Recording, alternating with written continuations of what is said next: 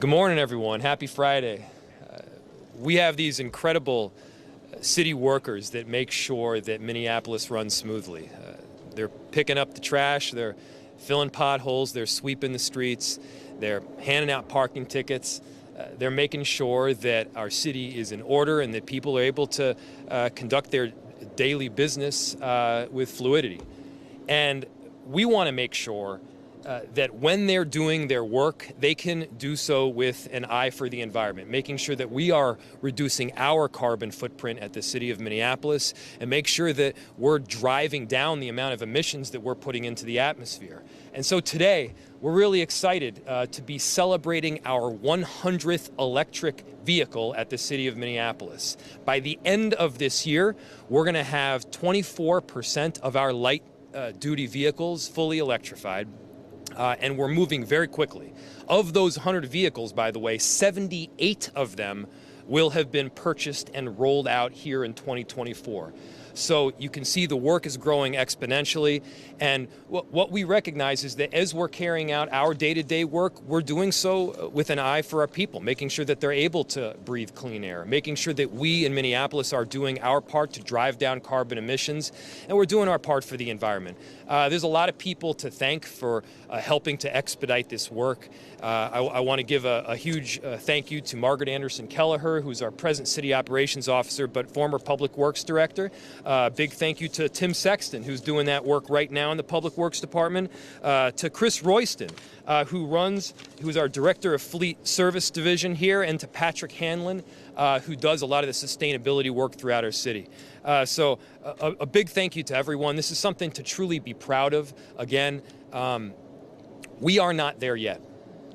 We at the City of Minneapolis have a lot of work to do to make sure that we are doing our part to save the planet Earth. Part of that is making sure that we're electrifying our vehicles. Again, the 100th one happened today. We're going to make sure that the 200th and 300th and 400th one is happening as quickly as possible. And so with that, it is my honor to turn it over to Councilmember Katie Cashman, who is passionate about making sure that we are doing everything possible to help our environment here at the city. Councilmember Cashman. Well, thank you, Mayor Frey. Thanks, everyone, for being here. My name is Katie Cashman. I represent the 7th Ward on the City Council, and I'm also the chair of the Climate and Infrastructure Committee. So I hear from constituents every day about issues of pollution in their neighborhood, and we actually hear a lot about noise pollution. So I just want to call attention to the racing cars on the parkways in our city, the honking horns on 94, and I even hear about neighbors' gas leaf blowers as a big point of concern in the fall. And so as we talk about electrifying our vehicle fleet, it obviously reduces carbon emissions. It also reduces air pollutants like PM 2.5, and it also reduces noise pollution. And this is one of the urban issues that I really feel passionately about as well. Also, as the chair of the Climate and Infrastructure Committee, this year we put together a work plan for the committee. And 7 out of 13 council members identified electrifying the city's fleet as a priority for them this year. So majority of council members identified that within their priorities. It's something that the city council is really looking forward to collaborating with Public Works and the rest of the city administration on this year. And finally, I would just love to challenge us to collaborate with Minneapolis Public Schools and with the Park Board on their fleets, as well as Metro Transit, Park Police, and really work towards identifying heavy-duty vehicle opportunities for electrification, whether that's with the fire department. I know there's a lot of supply chain issues being worked out right now in this industry, and we as Minneapolis need to be a leader and set the tone for the rest of the state and the rest of the country. So thank you. Good morning, everyone. Margaret Anderson Kelleher, City Operations Officer. And I want to thank Mayor Frey. I want to thank Chair Cashman for being here today and for their leadership on this issue. You know, Minneapolis is nationally recognized for our natural amenities. Our parks are often cited as #1 or #2 in the country. We know how much our residents value nature, And so a huge part of the Climate Equity Initiative and our Climate Legacy Initiative is really preserving those natural resources and being able to protect people's health. So the Green Fleet Initiative that we are celebrating today with this 100th vehicle really points the way to what we've been doing since 2017. We've been on this mission starting in 2017 with the first EV in the city, and it's one of the many tools that our Public Works Department is using to manage our fleet and make it greener and shrink our carbon footprint. So now we're at 99 electric vehicles later, and our staff, in terms of what they're doing with these vehicles, puts on an average of 1,200 miles a year in an electric vehicle, and that equates to reducing carbon in our atmosphere, the CO2 going into our atmosphere, the emissions, as well as really getting those diesel vehicles off of the road. And as Councilmember Cashman mentioned, it's both about the reduction of CO2, the air emissions, the noise emissions, and what is happening out there right now is it also decreases what we need to buy in fossil fuels by 21%. We have reduced our consumption by 21% already. We're going to keep doing that. So when I was at MnDOT, we worked heavily on electrifying the state fleet. When I came here to be the Public Works Director, is one of the major things we continued to work on. And I have to say, I'm proud of the work that our staff does every single day for the residents that they serve. That's what this is about. We've ramped up our work with the Climate Legacy Initiative, and we're going to continue to do that with our climate goals. The investments will continue, and I want to thank the council for that and their dedication to that and the mayor's dedication. It's important that we continue to reduce the number of diesel-powered vehicles on our street to meet our goals. And I want to turn it over to the person who leads this area for us, our Director of Fleet Services, Chris Royston. Thank you, Margaret. For starters, let me thank my staff during this time of changing how we do business, converting ICE vehicles to electric vehicles. It requires thinking outside of the box and creating initiatives that did not exist before. The city of Minneapolis owns and operates over 1,800 vehicles. 634 of those vehicles are heavy-duty vehicles. We're talking about fire trucks, dump trucks, snow plows. Another 1,166 vehicles are light-duty sedans. Out of that number, 587 vehicles have been identified as vehicles that can be converted to EVs. Going into this year, the city was operating their fleet at about 10.6% of the vehicles were EVs. That quickly changed. We have bought and purchased another 78 vehicles this year, which brings our percentage of EVs up to 24%. The EV behind us represents the 100th EV that will be going into service this year, with another 40 EVs coming behind that will also go into service as well. The Ford Lightning, which again is the vehicle behind us, has a 240-mile range with a horsepower of 426 and 775 feet of torque. It has a mile per gallon equivalency of 76 miles. So think about that. Normally, an ICE pickup truck probably gets about 15 miles to a gallon. This operates like a subcompact car with twice the gas mileage, and we're able to do our business. In addition, this vehicle has its own electrical system, which means that when employees are out working, they don't have to bring generators. They can actually power their equipment off of the vehicle behind us. It has a towing capacity of 10,000 pounds, and it can haul up to 1,800 pounds. In addition to that, we have to be able to power these vehicles. Going into this year, the city has 49 non-public facing charging stations at 9 different locations. We are also currently installing 43 additional level 2 chargers at city locations this year, which will bring us up to 92 charging stations. In addition to that, we're going to be installing 1 level charging station. With that, I'd like to turn it over to Deputy Commissioner of Health, Patrick Hanlon. Thank you, Director Royston, and I want to echo the sentiments of our CEO. Is thank you to Mayor Frey, thank you to Councilmember Cashman and the rest of the council for supporting these initiatives. It feels kind of strange as a sustainability professional being so excited about a pickup truck, but this is a very cool pickup truck, this all-electric pickup truck that marks the 100th anniversary. This is a very exciting day for our city and the momentum that we're carrying. And it's important that we, as we're going out and talking to people in the community, that we here at the city are walking the talk. And that's what we're doing here today. And that's what the momentum is, where that's taking the city. These vehicles create transportation creates 24% of our greenhouse gas emissions here in the city. And as Councilmember Cashman talked about, as Mayor Frey talked about, they account for about 50% of our air pollution when you look at our on-road transportation.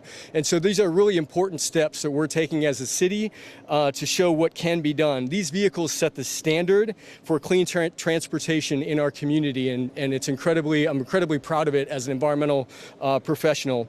The mayor and this council have set ambitious science-based climate change targets. They've invested unprecedented amounts of funding to fight climate change.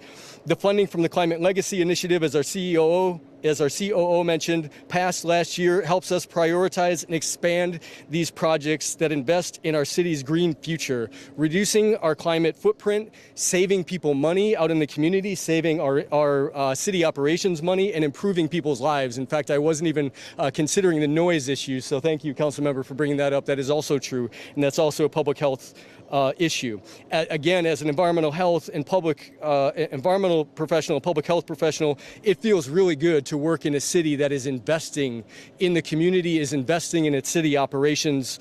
If you go to the Green Cost Share program, just Google search it, you'll find resources for you, your friends, your family to be part of this movement here in Minneapolis as we switch away from fossil fuels towards a greener, cleaner future.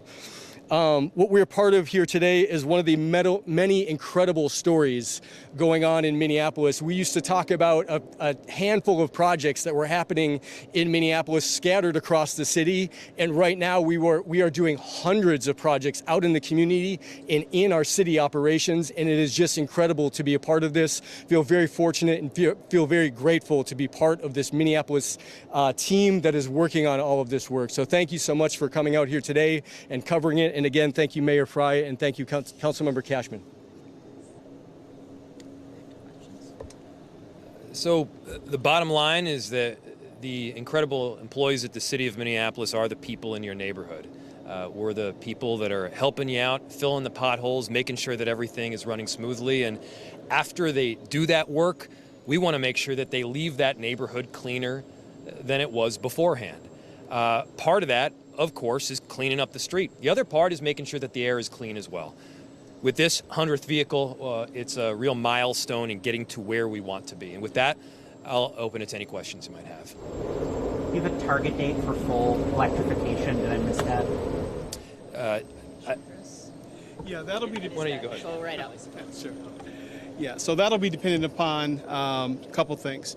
One is we have a replacement schedule. So the vehicles we have to go through their life cycle. And at the end of that life cycle, they'll be replaced. So we have vehicles that are ICE vehicles that won't complete their life cycle to 2026, 2027.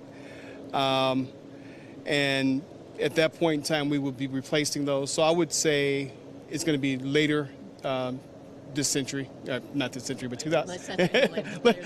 Later this decade would probably be a better way to say it. Set the bar low. And it's dependent on replacement schedule and is funding, like, is that a pinch point? Like, how much funding can we I'm going to attempt to tell you what I just learned, and then I'm going to have Chris come up here and correct me. So one, it's replacement schedule, and obviously if we just purchased a vehicle fairly recently, we're not going to do away with it. We'll extend it through its life cycle.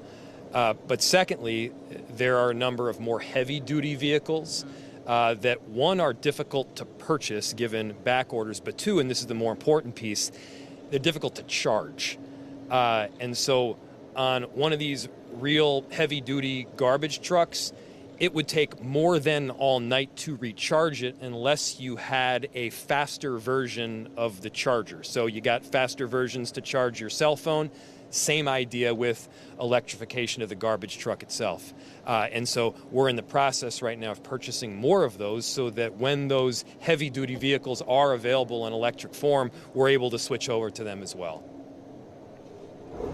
What's as far as like the financial breakdown goes, like you're not spending as much money on gasoline, you know, the trucks may be comparable in price. Is the city like saving money in the long term by doing this? Is it kind of like equal, or what's like, how's the finance breakdown? So of course, that's part of the calculation that you need to make while we are purchasing more expensive vehicles that are electric.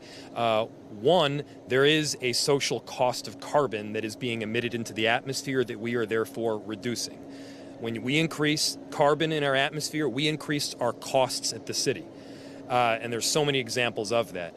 But yeah, the second part is that when you're able to get 75 miles per gallon, that's less miles that you're going to be traveling, polluting into the atmosphere. So I don't know if our Chief Operations Officer, Chris, has got the more specifics, but yes. Well, I'll go first. You can jump in. So the maintenance cost for EVs is considerably less.